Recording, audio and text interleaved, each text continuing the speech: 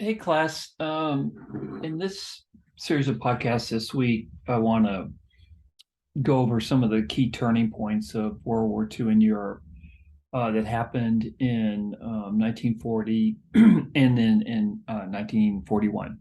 The first one I want to talk about, I'm going to get something to drink, is Great Britain's refusal to surrender or negotiate really with Hitler in May of 1940. And when I say Great Britain, I'm really talking about Winston Churchill, very iconic figure, controversial figure in many ways. But you might have seen the movie The Darkest Hour. Um, Churchill really rose to the occasion during this period. And I want to talk about that in this beginning in this podcast. So, by May of 1940, the Germans looked completely invincible. They had conquered Poland in 27 days. They had conquered Denmark in 24 hours, Norway, 23 days, the Netherlands, 5 days, Belgium, 18 days, France, 39 days, Greece, 21 days. Let me focus on France. So, Germany had conquered France in 39 days. And you might remember World War One, the Germans were bogged down in France from 1914, August of 1914, until November of 1918, when Germany surrendered. The German army surrendered. So it was quite an extraordinary turn of events how quickly Germany was able to defeat France and how quickly France fell.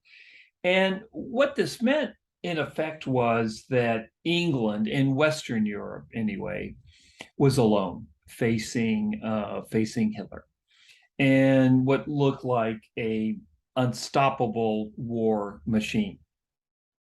And in a certain kind of way, Churchill was kind of crazy not to negotiate with Hitler.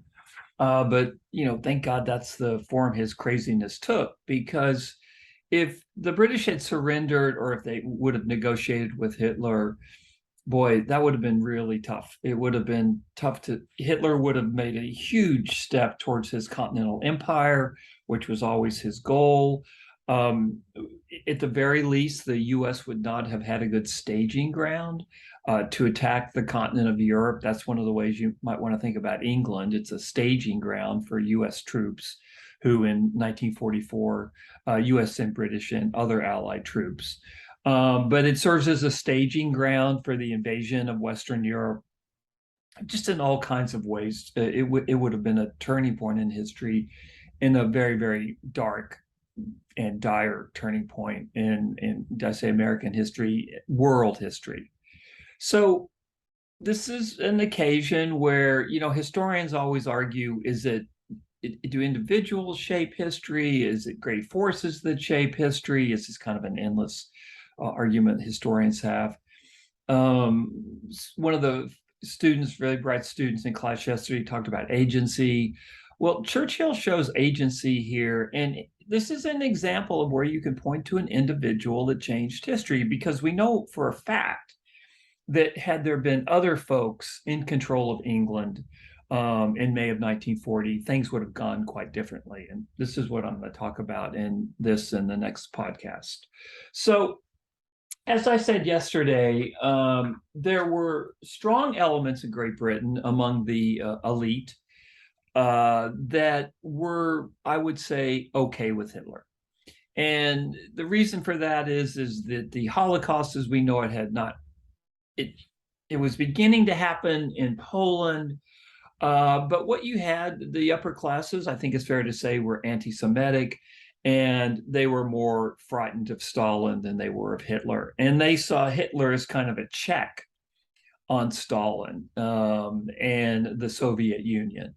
And so you have support for Hitler. And as I said yesterday, King Edward VIII, he is the king that abdicated. He married an American divorcee, Wallis Simpson, and he was forced to step down from being king in the mid 1930s By the way, ironically, Churchill supported him. Churchill's a very difficult guy to pin down. But King Edward VIII was deeply sympathetic to Hitler, met with Nazi leaders after he stepped down. And this is one of the real lucky things that happens during this period.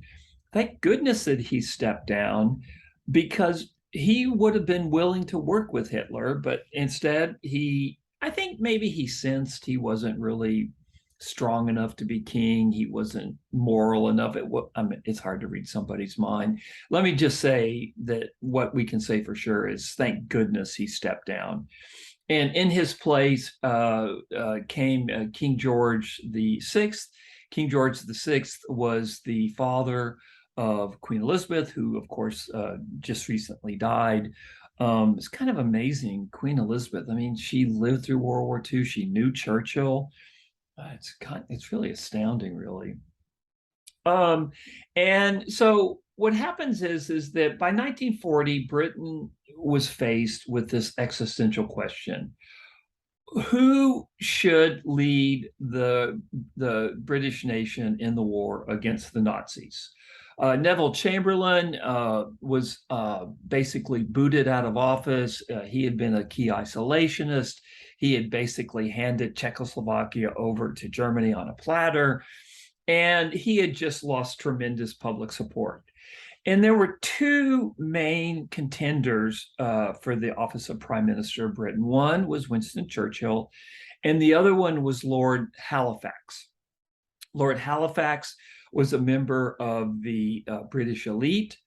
He was called the Holy Fox, kind of a play on his name, Halifax.